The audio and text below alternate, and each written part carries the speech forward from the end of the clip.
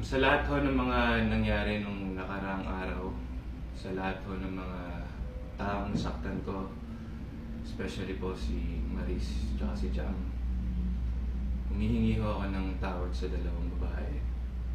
And sa mga lahat po ng mga nadamay ko din po. Yun lamang po. Sorry po ulit. This is my son. And I've been reading those screenshots. Doon ko napagtagpi-tagpi lahat na kaya pala hindi siya makapag-release ng statement. Dahil sila pa pala this whole entire time.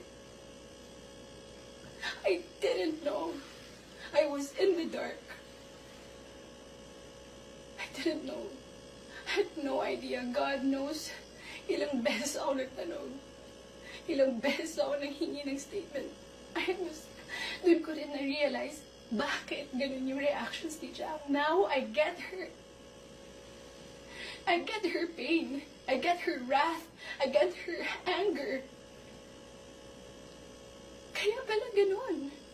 Because she was clueless about everything. I was clueless about everything. We both believe kung anong mga nasabi sa akin.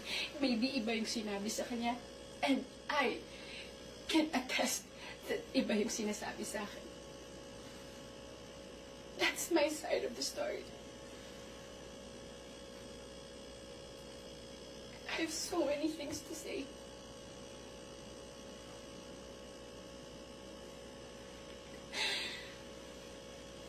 Hindi pa ako makapaniwala. Papahinga pala ako ganito sa buhay ko.